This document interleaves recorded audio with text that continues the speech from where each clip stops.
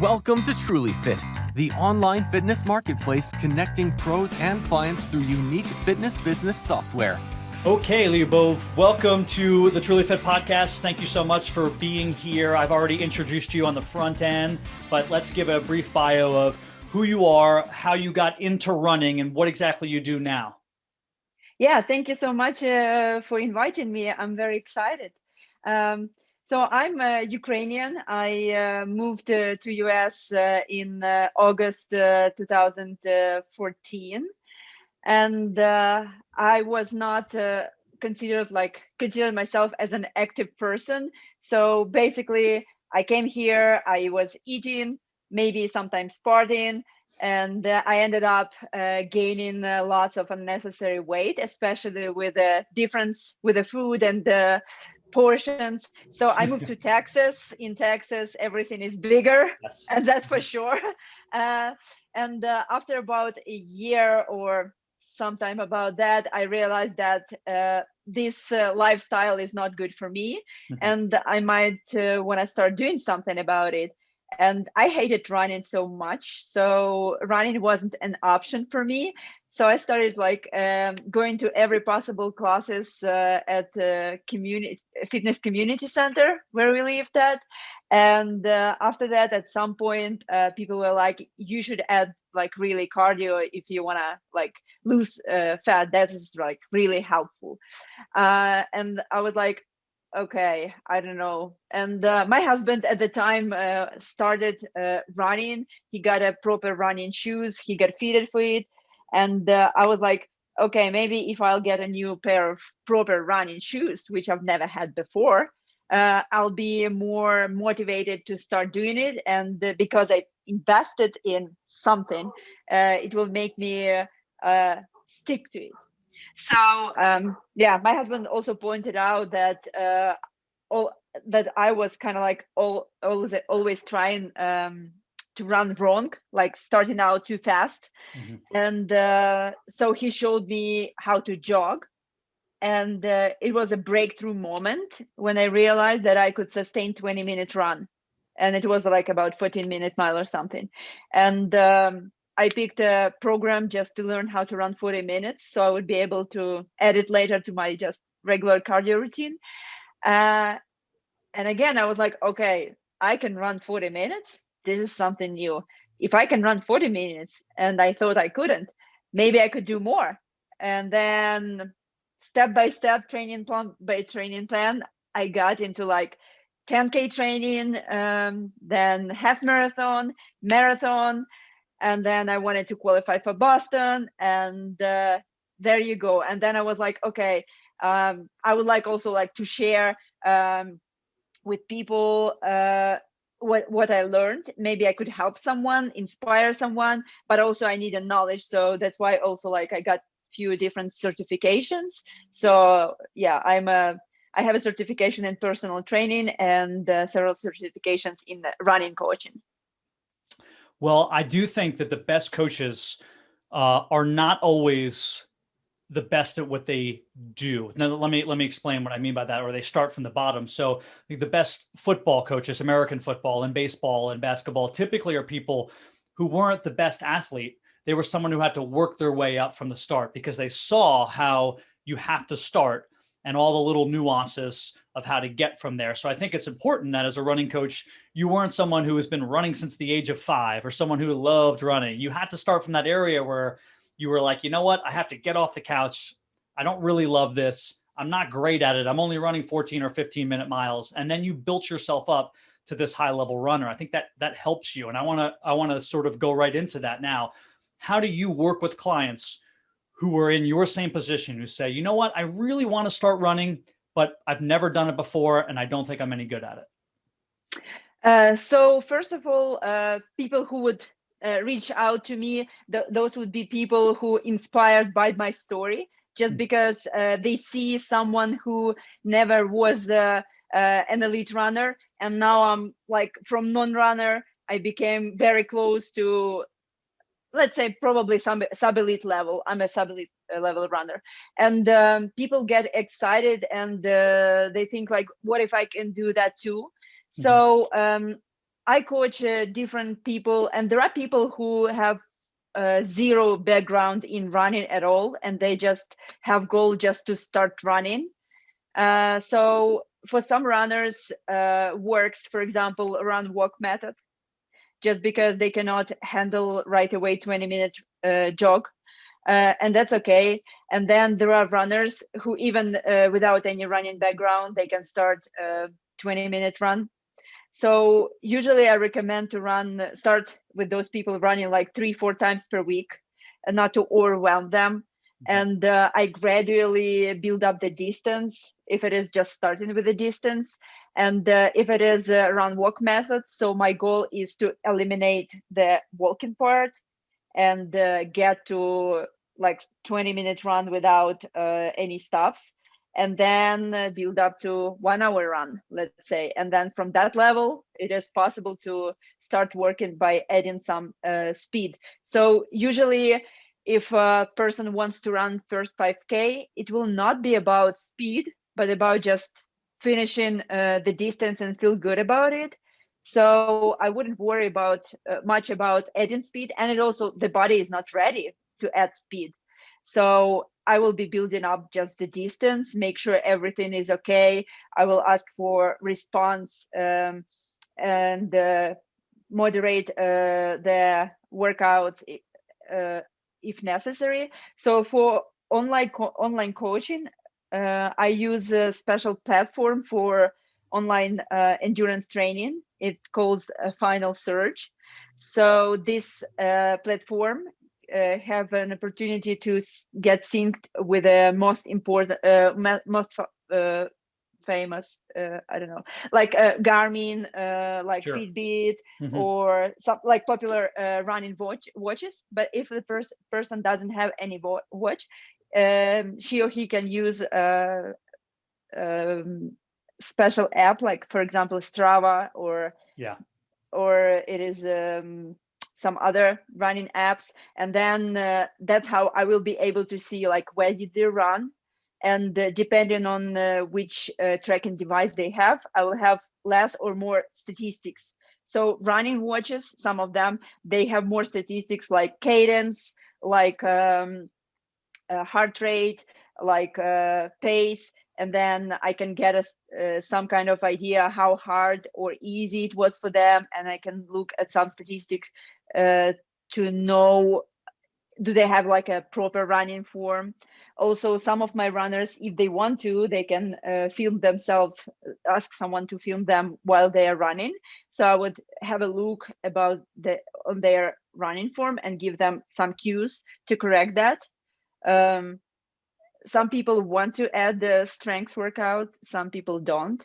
So if my client wants to add, I will add some necessary workouts for them because just running itself can be not the best thing to do. You need to work by adding different kind of strengths workouts.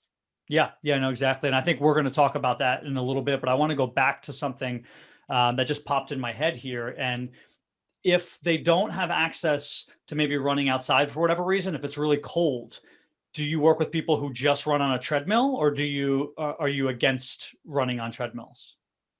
No, actually, I do work with people who wants to run, and I don't care where they run, just because people can train outside and inside. There are differences. There are certain people, for example, if they always train on treadmill, it might feel harder to run outside, and vice versa. I do have a client that I coach, and she just loves running on the treadmill. And that works for her. I mean, I cannot make her run outside if she doesn't want to. My goal is to make my clients happy and help them in whatever they want to reach, but by doing it safely. So if person running on the treadmill, usually it is suggested to add sometimes about 1% incline, just to make sure you're not doing just on flat ground, just for some running form. and to compensate for outside conditions. Sure. But yeah, it's possible, and I'm okay. I use treadmill myself if needed, but I like running outside. So now that you're invested in running, and it's something that you love, and I know that I get to this point too. When I start running, I get addicted to it. You get that runner's high, and you want to run every other day, and you get into it. But those first few weeks mentally are very tough for people who have never done it. So do you have clients who struggle with that, who go, you know what, I just don't feel like running today? And how do you motivate them, I guess I would say? So there are different kind of runners, and there are runners who experience tough time, and for those who haven't run before, they may experience even soreness after running. And I just ask all my clients to give me feedback after each workout, so I would know what's going on and if I can give any kind of advice to them. So also some runners can experience some kind of like I don't know, shin splints or arch pain. Lots of things also depend on if they have a proper running shoe, because not everyone wants to invest in a good pair of running shoes, which is very important. There are some people to whom I can reach out to, and I can help them, motivate them, and make them believe they need to keep going, and they're willing to keep going. But there are some people who just abandon it and give up, and like if the person is not ready yet mentally, it is not much I can do about it. So I don't like forcing my clients, but if my client has like a will and desire to reach the goal, I do all possible to make it happen. So one of the techniques, for example, it was like a bad run, and my client would reach out to me and say, "Oh, that was terrible. I'm a terrible runner. I can't do it. I can't do it. I'm so slow. I don't see the progress."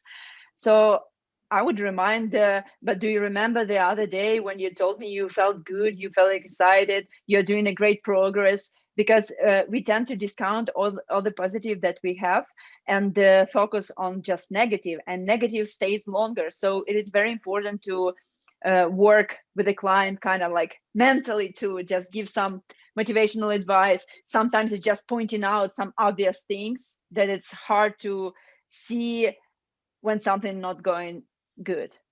Yeah, and to give a sort of a runner's analogy, health is a marathon, not a sprint, right? So there's going to be, it takes a long time to get healthy, and it takes a long time to be able to run, and you're going to have bad days and good days. It's our part as coaches and trainers to get them motivated. And I think what you said before was really smart too, about having them invest in that pair of running shoes is important. Just like as personal trainers, we try to have our clients invest in a package, because if they buy that package of training for whatever, let's say, $500 for whatever, for 8 sessions, they are now invested in the process. They're not going to just come to one session and leave. They've already paid and they're ready to go through that. So I think that's important. I want to go back to something we were almost going to touch on before. And that was injuries. You mentioned shin splints, and then some people get like plantar fasciitis. Some people have like, tight muscles, right? Tight hamstrings, tight quads, whatever. Are there things that you see? Let's talk about specifically with like beginner runners. Do they have more common issues? Are there programs that you use with them afterwards, whether it's for like stretch and recovery? So I give my runners links with videos for dynamic warm up before their runs, and post-run stretch, and I ask them if they do it, because not everyone do it. Also, if one of the runner would say, I have like tight calf or something like this, I would look up and give some links for self-myofascial release, like foam rolling. So they will address it if it helps. If it is something like really bad, they cannot go running because they experience pain, not discomfort, I would suggest to see a physical therapist or chiropractor and see what's going on. Just to make sure we are not overdoing something, because people who are not exercising, they may have some muscles imbalancing, and like becoming active may trigger some issues. So trying to be cautious with that too. I worked with a gentleman who was in his early 40s, and he was a sprint triathlete, and he represented America for like whatever they are, like the sprint triathlete competitions. And he was so strong in his legs and so fast, but his core was so weak, he couldn't hold a 1 minute plank. And you think this guy is representing America for like the age 40 to 45 for like sprint triathletes. He should be, in phenomenal shape, but people forget that a lot of times people are only doing their specialties. So he was only running, swimming, and biking. He wasn't doing any other exercise. So he was only moving in that one plane of motion, and he didn't do all those other exercises. So it's important to work with your runners, I assume, and get all of those other exercises in to make sure that they're still strong and still healthy. Like you said, you have them doing dynamic stretches, which I'm sure they're moving in other directions, right? They're moving rotationally and doing those things. And I think, for those trainers out there who are listening, just because someone's in good cardiovascular shape or just because they can run fast doesn't mean that all their other muscles are strong. We still have to make sure that the whole body is complete, so to speak. Yeah, you're totally right, and the same goes with those heavy weightlifters. They may be strong in one area, but then it is not necessarily they can be strong in other areas. And it is very important to, as you said, like train in different planes of motions, just to make all muscles work evenly. Yeah, and we always tend to stray away from the things that we're not good at. So I am not flexible and I hate yoga, but I need yoga. So I have to force myself, like we talked about before, I pay in advance for the yoga classes so that I go to them because I know that that's what my body needs. And I wouldn't go unless I was financially invested in it. So let's talk a little bit about some of the gadgets you touched on earlier. There's, the Garmin watches, and there's like heart rate monitors and all these things. I'm simple. I have a G-Shock watch. I'll set a stopwatch. I'll go on a run. That's all I look at. I don't look at my cadence. I don't look at my heart rate. I don't look at any of that stuff. Maybe because I like naivety. The more you know, sometimes the wilder it is. But for somebody who is getting to that point where maybe they're not just a beginner anymore and they're getting a little bit better, what are some of those things that they're looking at? So I would say it will be good to have a watch that can measure cadence and some other running dynamics. Heart rate monitor is very important, I would say. For some workouts, it is important. For some workout, it can be neglected, but still it is good to have it because it is more accurate training can be, and I can get a better sense what was going on, especially for online coaching. And there are some watches that tell you also like vertical oscillation, ground contact time, and all those things. And then it can give you idea again about their form. Like, for example, I see lots of beginners, they have a very low cadence.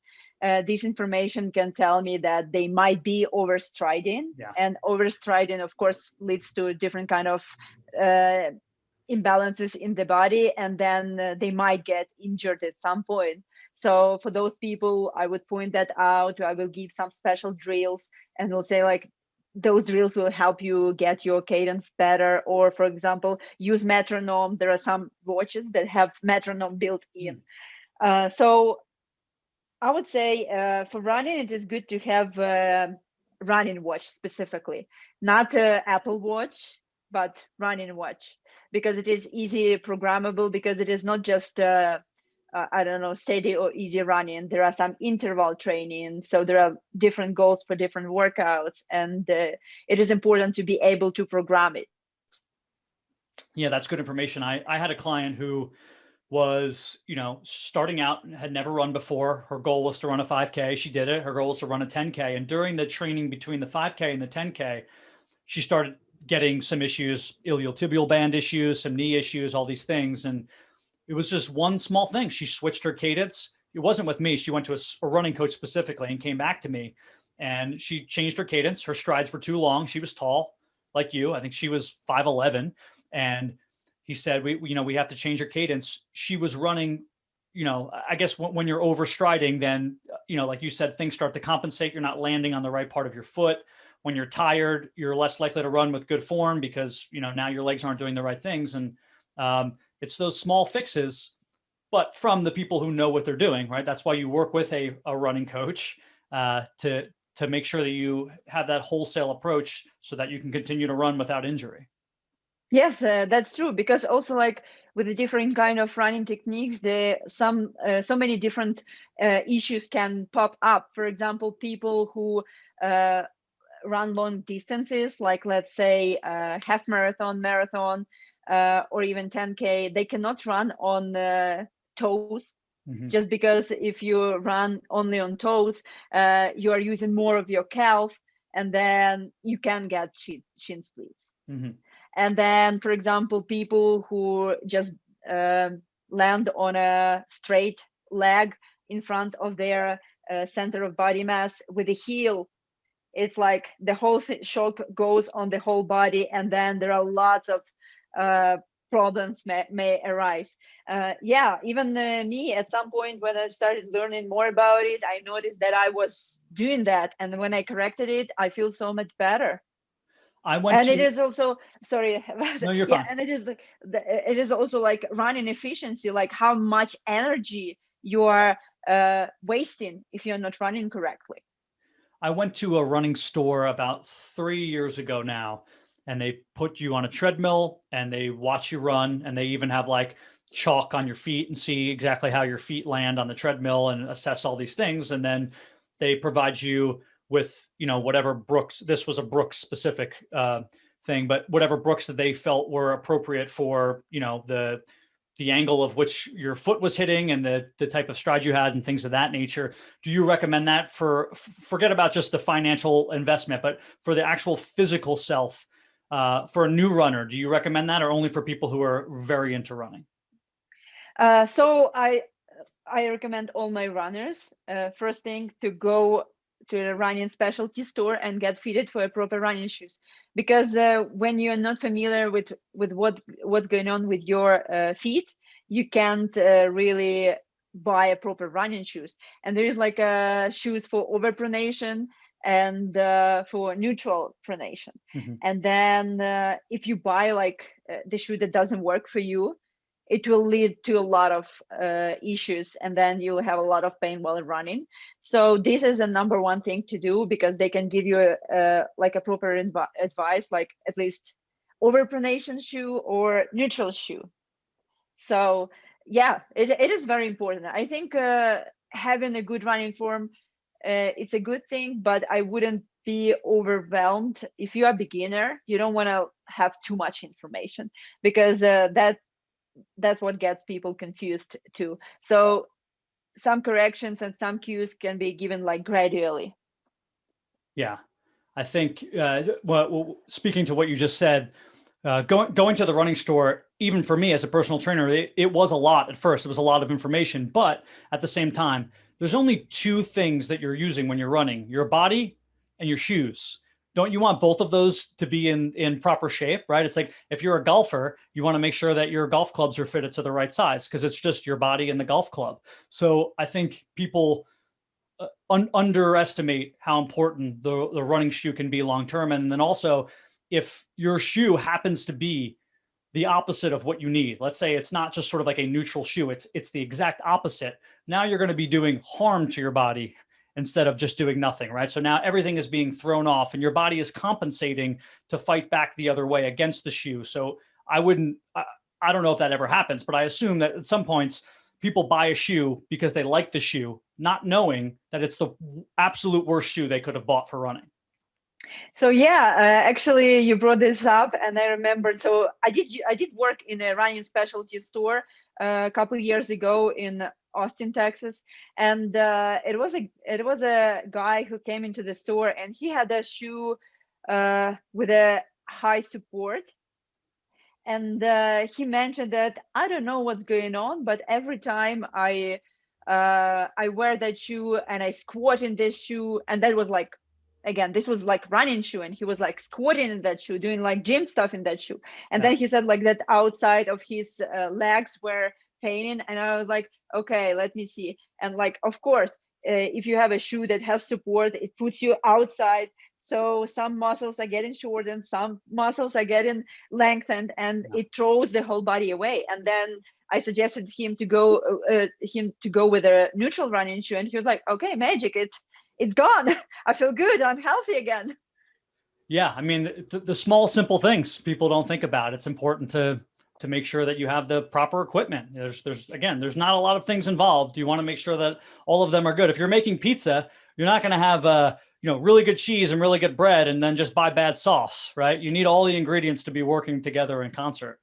So we talked a little bit about common injuries. We talked about the gadgets and what to look for. We talked about how new runners start out. We talked a little bit about advanced running, but I want to go more to finalize here into people who are really into running and really sort of working in towards the more advanced phases.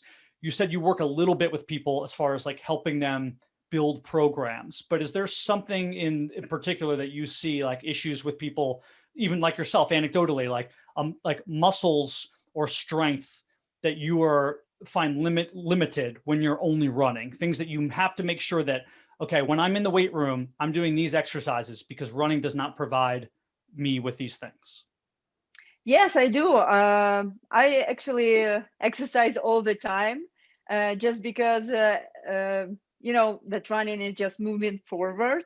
Yeah. So if you're doing only one motion over and over again, some of the muscles will give up at some point. So you need to make sure that everything works well. So it is a good idea to train your running muscles just to make them stronger. But it is also very important to work on like other planes of motions, do like moving in different directions, doing different kind of movements. So yeah, stabilization workouts are really good for balance, just because you're spending some time on one foot while you're in some phases of running. So you need to make sure that your hips are strong to hold that, your core strong to hold that.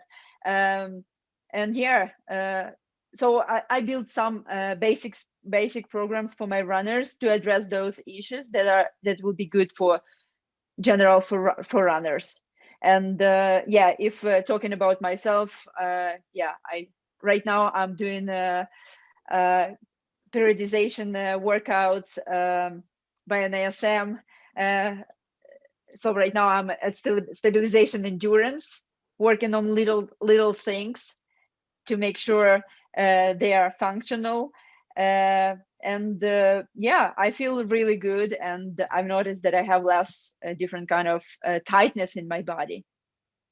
Yeah, that's good information, and always good to follow the OPT model, like you said, and work through those phases. I would add that building up sort of postural muscles. I notice, at least with me, when I run, my head sometimes forward. There's leaning. There's shoulders are rounded. Sometimes you can get away from it. You can think about it while you're running and try to get in better posture. But sometimes, I enjoy running because I zone out and I stop and I turn the world off. So when I do that, I don't think about my posture. So sometimes retroactively, when I come home or the next day when I'm working on things, I try to work on those postural muscles, right? Try to strengthen those upper back muscles and those muscles along the spine and things of that nature, and just stay conscious that, running is, like you said, we're going in one direction, we're forward. So we have to make sure that we're opening up through our chest and stretching those appropriate muscles to make sure we're not too tight or forward head position. Yes, you are 100% right. So if anybody wants to find out more about your running programs, whether it's asking you as a personal trainer and as a fellow, let's say, run coach about how you do things, or if people are actually looking to work with you, how do they find you? Usually on Instagram. Mm-hmm. I have links attached, and I have also website. So those are two main sources. And I will list both your Instagram and your website for anybody who has any questions or wants to come find you. I appreciate your time, and hopefully we'll speak on a future Trulyfit podcast about some other running topic. Sounds good. I'm really excited.